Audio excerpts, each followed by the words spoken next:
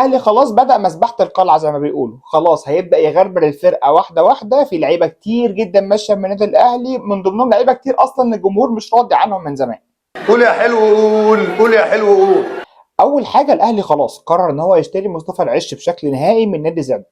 الصفقة دي هتكلف الاهلي حوالي 50 مليون جنيه، بس الاهلي طبعا مش هيدفع في الصفقة كل المبلغ ده، في مقابل مادي هيدفعه، وكمان هيخش خالد عبد الفتاح في الصفقة بيع بشكل نهائي، وكمان اعارة لاحمد رضا.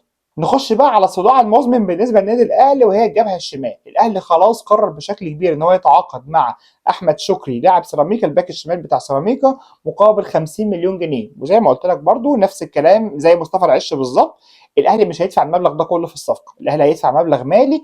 وخد بقى عندك مين كمان هيتكل على الله، كريم ندفد وعمر كمال عبد الواحد، بيع نهائي نادي سيراميكا بالنسبه للنادي الاهلي، كمان اعاره لرضا سليم، واحتمال يكون في واحد رابع كمان اعاره.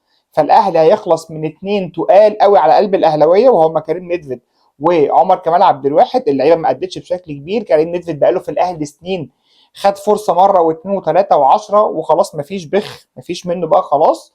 وكمان هيطلع رضا سليم اعاره، ان كيس بقى عرف بقى يظبط مستواه ويرجع الاهلي تاني او لا الله اعلم، واحتمال يكون فيه واحد رابع. الاهم من كل ده والنبي يا جماعه مش عايزين نحكم على احمد شكري ان هو بقى هيبقى بديل علي معلول.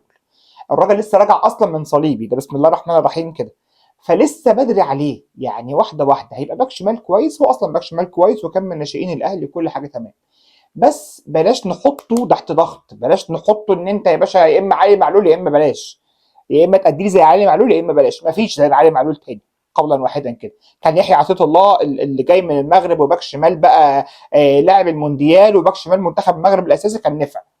فما تقارنش اي حد بعلي معلول، خلاص ده يعني قولا واحدا كده. ما تحطش الواد ده في مقارنه مع علي معلول عشان هتظلمه بشكل كبير جدا، خصوصا ان الراجل زي ما قلت لك لسه راجع من صليبي، فواحده واحده على الراجل. نروح بقى للباك اليمين. الباك اليمين بصراحه يعني بعد المستوى الخرافي اللي قدمه محمد هاني في كاس العالم للانديه، مستوى يعني يدعو للقيء والذعر وكل حاجه ممكن تقولها عايز تقولها قولها، فالاهلي بيفكر جديا في التعاقد مع احمد عيد الباك اليمين للنادي المصري، وهو بالمناسبه برضه الباك اليمين للمنتخب الاولمبي. الواد ده سنه صغير، لعيب ممتاز، الزمالك كان عايزه فتره من الفترات، الاهلي بيفاوض المصري وتقريبا خلاص التفاوض كله على المقابل المادي.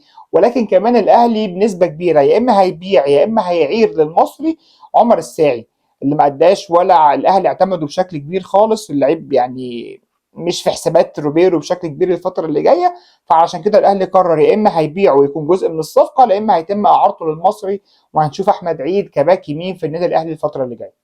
كل ده بقى الاخبار المؤكده. تعال اقول لك بقى الحاجات اللي لسه كلام. يعني حسين الشحات جاي له عرضين من الخليج، والاهلي منفتح بشكل كبير جدا ان هو يا باشا سلام عليكم، طالما انت كده كده شايف انك شبعت بطولات مع الاهلي، يلا يا باشا اتكل على الله، شوف لك بقى قرشين في الخليج وسلام عليكم، حلو قوي كده. فالاهلي بنسبه كبيره منفتح جدا على العروض اللي جايه لحسين الشحات من الانديه الخليجيه. بجد والنبي يا ابو نواف. والله ابشر يا حبيب قلبي تسلم يا حجل وربنا. وربي ابشر. الخبر بقى اللي هيزعل الاهلاويه وهو اسامه ابو علي. اسامه ابو علي جاي له اكتر من عرض بعد تالقه الفتره اللي فاتت مع الاهلي، وطبعا بعد تالقه في كاس العالم للانديه، فجاي له عرض من امريكا، جاي له عرض من نادي النيوم السعودي، جاي له اكتر من عرض من الخليج. الاهلي مش هيفكر في اي حاجه تتعلق باسامه ابو علي ان هو يبيعه او لا اقل من 10 مليون دولار، خلاص قولا واحدا. يعني الاهلي اي مبلغ هيجي له اقل من 10 مليون دولار مش هيفكر في العرض اصلا. فاسامه ابو علي يعني صعب قوي قوي قوي بعد مستواه اللافت اللي عمله بصراحه مع الاهلي ان الاهلي يقدر يتمسك بيه، خصوصا بعد العروض اللي بتجيله. فالاهلي بيفكر في نفس الوقت ان هو يجيب مهاجم كمان احتياطي احسن اسامه ابو علي يمشي، والكلام كله على مهاجم البنك الاهلي ومهاجم الزمالك السابق.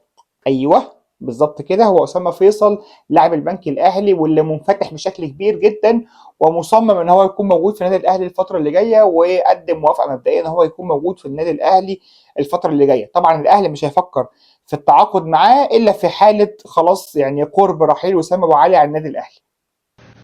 ايه هو مفيش غيره ولا ايه؟ مفيش غيرك متصيط؟ مفيش غيره متصيط ولا ايه؟ سيبونا في حالنا بقى. اخيرا بقى في اخبار كتير جدا طلعت من تونس ان الاهلي مهتم بالتعاقد مع المدافع الليبي للنادي الافريقي التونسي، وهو علي يوسف. علي يوسف مدافع منتخب ليبيا والمدافع الافريقي التونسي، في مفاوضات بين الاهلي وبين الافريقي التونسي على التعاقد مع اللاعب، خصوصا ان اللاعب هيكلف الاهلي حوالي 800 الف دولار. لسه مجرد مفاوضات، عشان في ناس طلعت قالت بقى الاهلي حسم الصفقه رسميا والكلام ده كله. لسه خالص مفيش اي حاجه حسمت رسميا، ولكن اللاعب على رادار الاهلي. الاهلي بيفكر الفتره اللي جايه يدعم مركز قلب الدفاع ويدعم الباكين، الصداع المزمن للاهلي اللي ده من وجهه نظري كان الاهلي ممكن يكون في حته تانية خالص في كاس العالم للانديه. الشناوي عشان في ناس قالت ان جاي له عروض من الخليج والكلام ده كله، لحد دلوقتي مفيش اي عرض رسمي تم تقديمه لمحمد الشناوي. انا عارف ان الاهلي يعني او جمهور الاهلي غضبان جدا من الشناوي طبعا بعد اللي حصل في كاس العالم للانديه، وخصوصا مباراه بورتو والاداء السيء من الشناوي، لكن مفيش اي عرض رسمي جه للشناوي لحد دلوقتي. حاجة، هو بجد الشناوي is not شناوي يعني these days.